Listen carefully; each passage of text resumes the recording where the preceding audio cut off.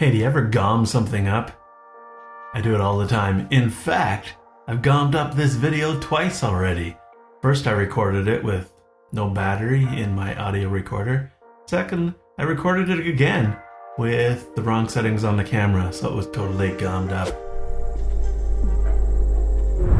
Gaum, G-A-U-M, it's our random weird word this week, where every week I design a logo based on a random weird word.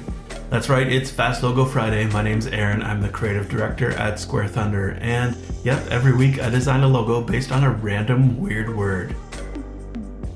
In fact, we design all kinds of awesome stuff to help companies grow, whether it's logos and branding or other graphic design materials like printed things and brochures and banners, and if you need it to look awesome, we can do it for you. If there's something we can design for you, connect with me at squarethunder.com. I'd love to chat further. Gaum. Do you know that word? It's a really interesting word, actually, because its current meaning is a complete opposite of its original meaning. It has a background in Old English, Norse, and Proto-Germanic. It used to mean to heed, or to pay attention, or take care. Now, however, somewhere along the line, the meaning of the word has completely done a 180. Now it means to make a mess of something, or to smudge, or smear, or to be careless. It comes from an Irish slang term, Gaum, G-O-M, which was a slang term for a fool, someone who was foolish and careless, and who didn't heed or didn't pay close attention to what they needed to.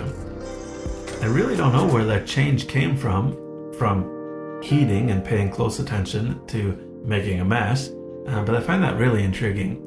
Anyway, today I'm going to use the word Gaum to design a logo for a brand of ginger beer. I really like ginger beer. I don't have it very often for some reason. It's tasty. I like that little zing, that spicy kick that it has. I enjoy that, but I just never have ginger beer. Anyway, today I'm going to design some ginger beer. I'm going to start off with sketching some rough ideas, and usually I just do pencil and paper, but today I'm going to kind of break out some other tools and toys to play with too. Things that I can be a little more literal in the design process of smudging and smearing. So I'll get some chalk, and I got some pastels and some markers and things that I can smudge and make a mess, and we'll see where that takes us. From there, I'm going to take one of those sketches into Photoshop and clean it up just a little bit so that the work in Illustrator goes a bit smoother. And then I'm going to put together some design mock-ups. We'll look at some packaging and an ad and some other pieces to kind of build a brandscape where we can show what the brand will look like in its final form. So let's jump in and start gauming things up and see where it takes us. I'm going to start with sketching out some rough ideas here and just kind of getting a feel for the letter forms and how they work together, and seeing if I can smear those pencil marks out a little bit. This isn't a really soft pencil, so it's not laying down a lot of graphite on the paper and getting a lot of smudging out of it.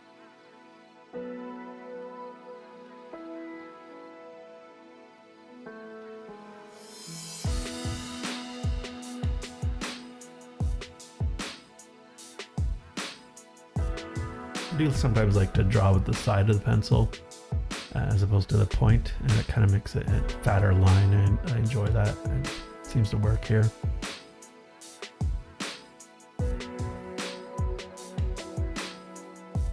The only chalk I had was my chalk line from doing some renovations around the house, but smearing that around with my finger seems to work, but it's pretty messy. So I grabbed some pastels. These are oil pastels, and they too aren't really smudgy. So next I grabbed this kind of brush-tipped felt pen, which are pretty interesting, and black one was pretty dead, so I grabbed a blue. And I really like where that's going, but I have to smudge each letter individually because it just dries really quickly. And I like this one, so I'm going to move that forward into Photoshop. I snapped a quick photo with my phone and brought that in, and I'm just going to fill the other areas with white and kind of delete some of these extra colored bits of the photo. So when I bring that into Illustrator, after cropping it out a little bit so that Auto Trace can handle it a little bit more smoothly.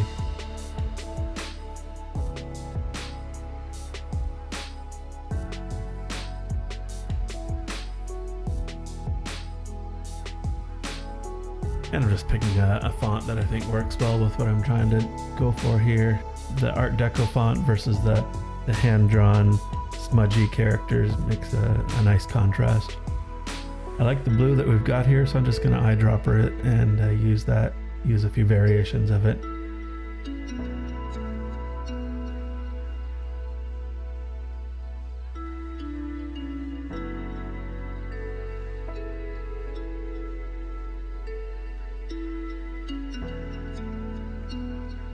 So just playing with the scale and proportion and the relationship of the different pieces of it in terms of how they fit together in space.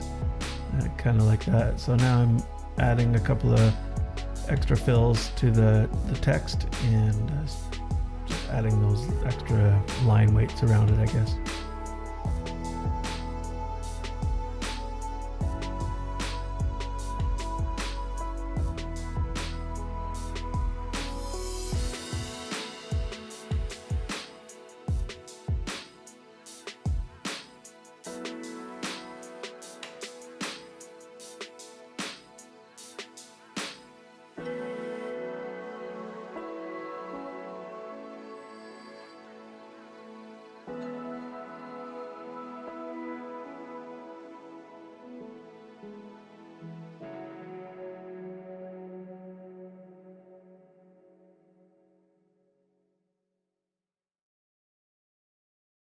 Thanks for watching episode number 35 of Fast Logo Friday, where, I design a logo based on a random weird word. If you like what we're doing here, give it a thumbs up, like, subscribe, all those things. It makes a big difference. It matters to me. I like doing this whether you watch it or not, but it helps if you watch it. We'll see you next week right here on Fast Logo Friday. You stay awesome.